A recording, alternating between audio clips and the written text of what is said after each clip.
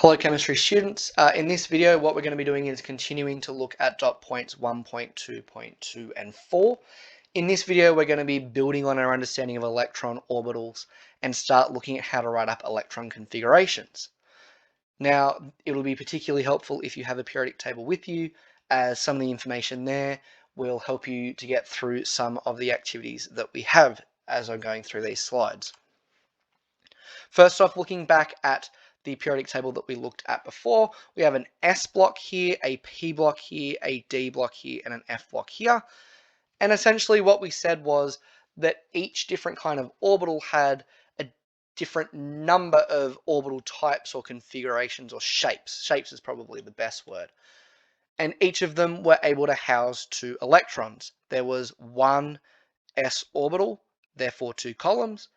There was 3 different shaped p orbitals, therefore 6 columns.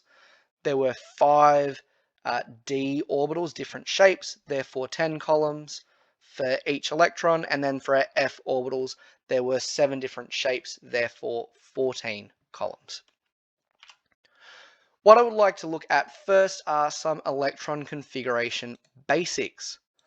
So essentially, each element in the periodic table gains 1 electron as we move up. So hydrogen only has 1 electron. It has an atomic number of 1, which also means that it has 1 electron.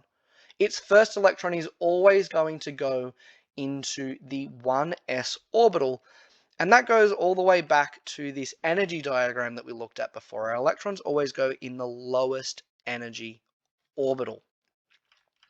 So the first thing that we do is fill in that 1s orbital with 1 electron. Now our helium goes in next, and that one there gets an extra electron. So there are now 2 electrons in the 1s orbital. We then move to lithium, which has an atomic number of 3, and that means it has 3 electrons. Now what you'll notice is that that moves us into the 2s row. Now what that means is the 1s orbital has been filled. There are only 2 electrons that can fit in there, which means that we have to put our 3rd electron in an orbital of the next highest energy, which in this case is the 2s orbital. So our electron configuration that we write to show where the electrons are is 1s2, 2s1.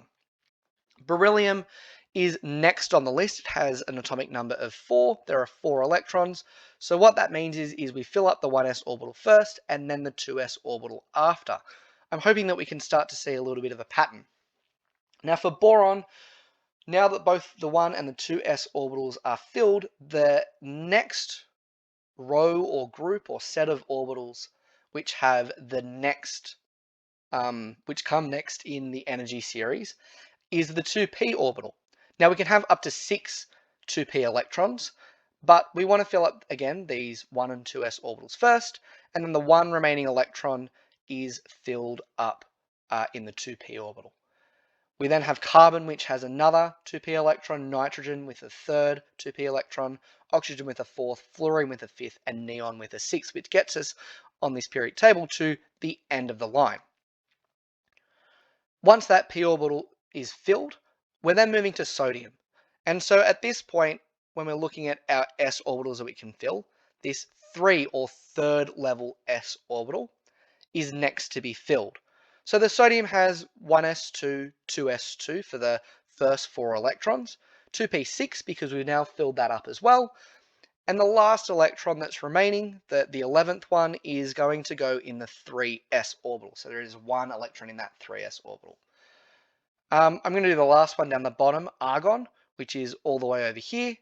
Essentially, we run through and say that if we're going to be filling argon up with electrons, the 1s orbital is going to get filled up first, the 2s orbital is going to get filled up second, the 2p orbital is going to get filled up third, 3s is going to get filled up after that, and finally our 3s orbital is going to get filled after that, and then our 3p orbital will get filled at the end. Now if we add all these electrons up, 1, 2, 3, 4, 5, 6, 7, 8, 9, 10, 11, 12, 13, 14, 15, 16, 17, 18 electrons in total, that gets us to 3p6. So there are 2 electrons in the 1s orbital, 2 electrons in the 2s orbital, 6 electrons in the 2p orbital, 2 electrons in the 3s orbital, and 6 electrons in the 3p orbital. That's a little bit of a mouthful. And thus our configurations look like this. And if we were to go to further elements in the periodic table, we would just continue to follow the order and put in electrons in orbitals of the lowest energy ascending up in order. Now, I find this method of looking at the periodic table and remembering what orbital comes next the most easy to remember personally, because this is always going to be the S block, this is always going to be the P block, and this is always going to be the D block. We don't really look at F block all that much for electron configurations in this course. But there is another way to be looking at it, and that's to be using something like an electron configuration chart. And there are different ones that are structured differently, but essentially you write all the s orbitals, all the p orbitals, all the d orbitals, all the f orbitals, and use this squiggly line method to get to the end, and that can tell you what order they all go in. As long as you can remember that the s orbitals can only have 2 electrons, the p orbitals can have 6, and the d orbitals can have 10, this method can be quite helpful, but it's not something that you have in your data sheet in, say, exam conditions. So I'm not a particularly big fan of it. In comparison, this periodic table here is always going to be in your exams because it is a part of your data sheet. But whatever method of remembering which orbitals come in which order is completely up to you, and something that we can practice in class together. Next thing that I want to show you are electron box diagrams, which are another way of showing what the electrons are doing in particular elements. So for example, nitrogen, if you look at your periodic table, it is number 7. It has 7 electrons.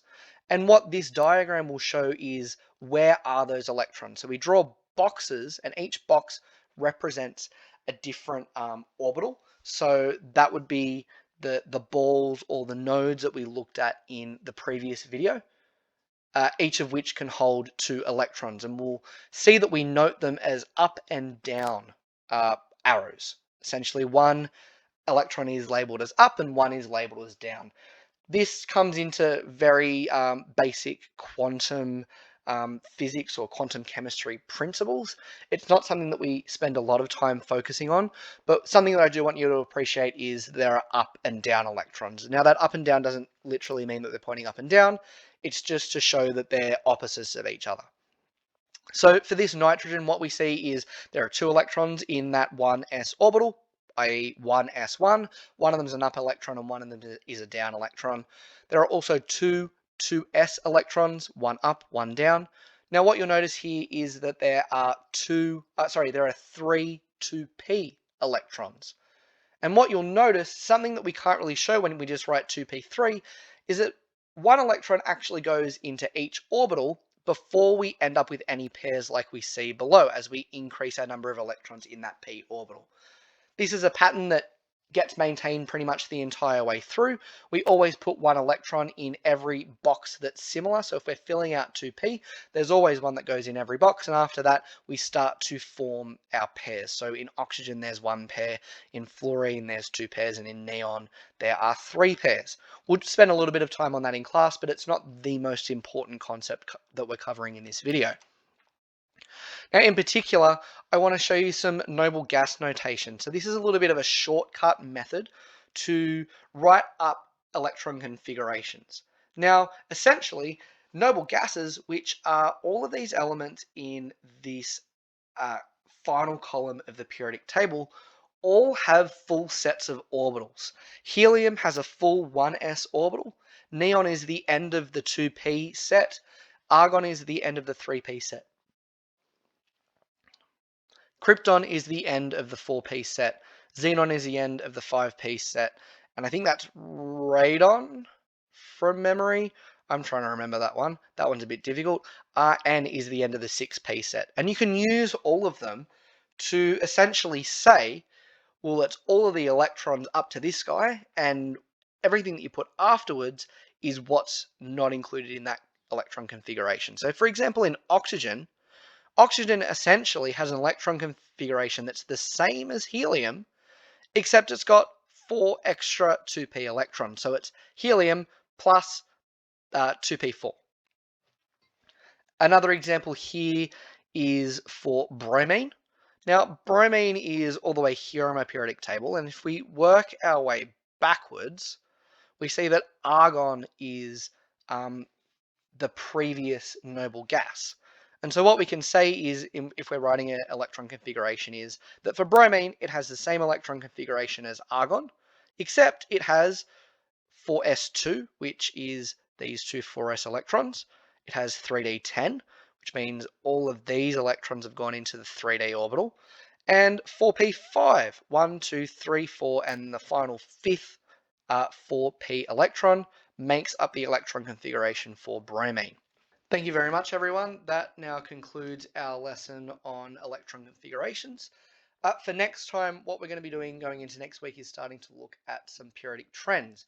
Now, we've already started to see some trends in our periodic table and maybe starting to appreciate that our periodic table is not just a random assortment of elements, but rather everything's been arranged purposefully, and means that there are lots of trends and relationships between all of our elements in the table. Now, we'll continue to explore some more of those as we move into some new concepts going into next week. Till then, cheers.